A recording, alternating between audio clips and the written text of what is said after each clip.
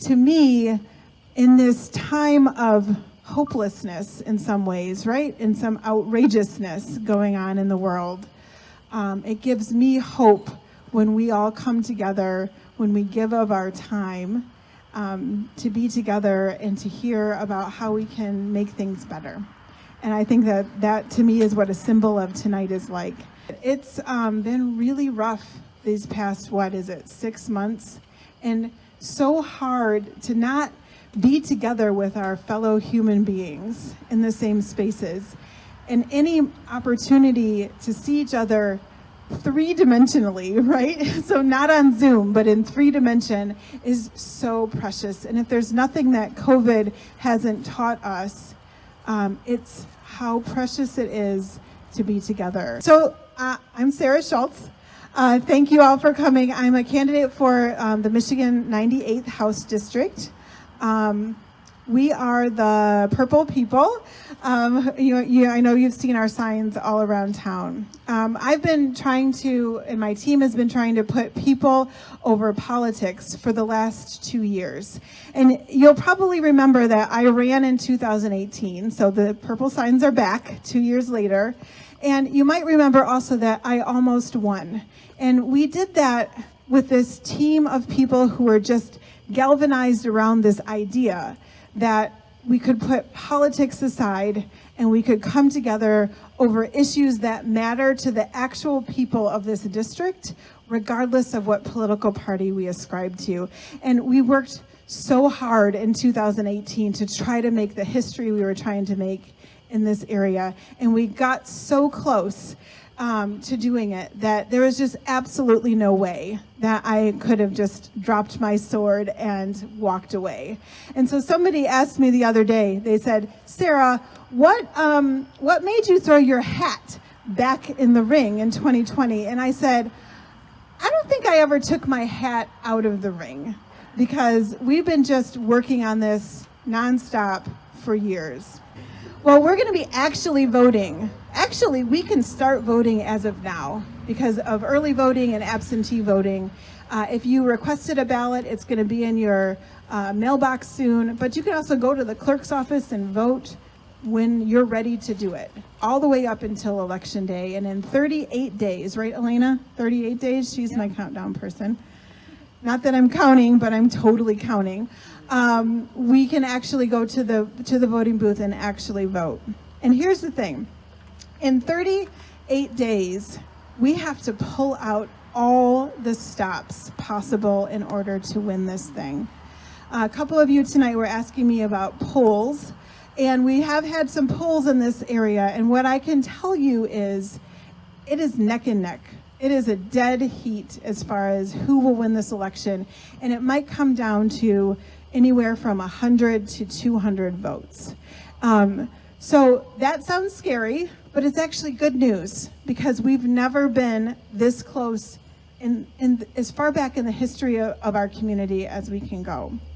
So it's going to take everything we have, every time, every second of time, every bit of treasure, every ounce of talent in order to win this election. And I'm in it for the long haul. I'm here to win. I'm putting in 16, 18-hour days, and my team is too. And I just really hope I can count on all of you to be doing the same. Because I have to say, it's not really me that's on the ballot. And it's actually really not Brandon or Cal. It's really not us, but the values that we care about, right? It's about these values of listening, of this idea of being purple, which is the combination of red and blue and a symbol that common ground is possible. It's about these values that have to do with strong schools and making sure our teachers are equipped for success and our students are able to live their full potential. It's about the values of hard work, right? And making sure that somebody that is working a full-time job is able to pay for rent and food and security for their future. And it's about those values that make up a strong community. And that has to do with, a healthy community. And that has to do with making sure our community can afford things like prescription drugs, that folks are not worried about in the era of COVID, that they're going to lose their job and their health insurance, and that we have healthy communities that allow us to have healthy relationships with each other, that we're not dug in on the corners of the issues and screaming across the void into the void across the aisle from each other, and not actually talking about the issues that matter. You know, I was a couple months ago, I was out talking to folks in the community, and this grandfather was on a bicycle with his grandson. And I was out walking the community, and he stopped me and he asked me why I was there. And I said, I'm running for state representative, and talked about the purple message. And he said, are you a Democrat or are you a Republican? And I said, I'm running as a Democrat. And the minute I said that, he got startled, shook his head, and turned around and started to ride his bike away. And I said to him, whoa, wait a minute. I might have gotten in front of his bike just a little bit. And I said, we were about to have a really great conversation, and you're going to ride away from me just because I'm a Democrat and you're a Republican. And I said, we can do better than that. Right? And this man kind of shook his head again, and he looked down at his grandson, and he looked back up at me, and he said, you're right. And he stayed, and I stayed, and we continued to talk to each other. And it's those conversations that need to happen every day. Because do you know what? When two people sit down or stand in a street and talk to each other, and they throw away all that garbage that's related to politics, and they just talk about the issues that matter to them, what they discover, what I discover, 90% of the time is we all have so much more in common than we don't. We all want the same good future for ourselves and our families. We all want security. We all want good health. And we all want to be able to have leaders in Lansing and in Washington who are willing to do the hard work of coming together to find those solutions. And that's what I'm all about. And that's what this is all about. And so somebody also the other day said to me, we were at a small group gathering in Kathy's backyard. I don't know, Kathy's here somewhere. There she is. And somebody asked me, they said, Sarah, your slogan is people over politics. Totally get that.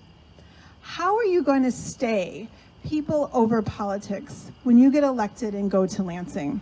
How are you going to be able to fight against both the Republican Party and the Democratic Party when they try to make you do what they want you to do and not what your community wants you to do? It's like the $10,000 question, right?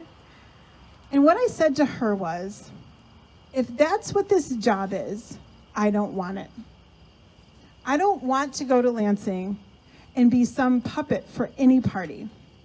I want to go to Lansing because I want to do the real job of representative. Representative is not just a title, it's a job description, and it means that you're going to be listening to the people of your community so you can represent your community. That's the whole point. And if I can't go to Lansing and represent my community, regardless of whatever party wants me to do whatever, then I do not want that job.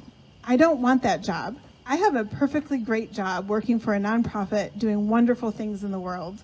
And I only want to win this election if I can go to Lansing and be a real representative for everyone in this district.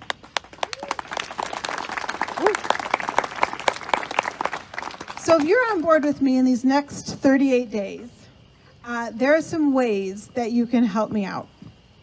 Because I'm going to be dreaming about this campaign when I get some time to sleep and waking up every day, figuring out how we move the needle forward on our people-centered agenda. And I need each of you to help me out because, like I said, this is neck and neck, and we are trying to make a 100 years history on November 3rd. So I love to just end where I started, which is in gratitude, because you all could be any number of places right now. You could be snuggled in your beds watching Netflix, you could be out to eat, you could be in any number of places, and you chose to be here. And that's an act of hope, because none of us would be here if we didn't think it was possible to make change for the better. And we're here tonight to hear from me, to hear from other people, to talk to each other, to think about the issues that matter, because we all believe it is possible for things to get better. And in this era of hopelessness, that gives me tremendous hope.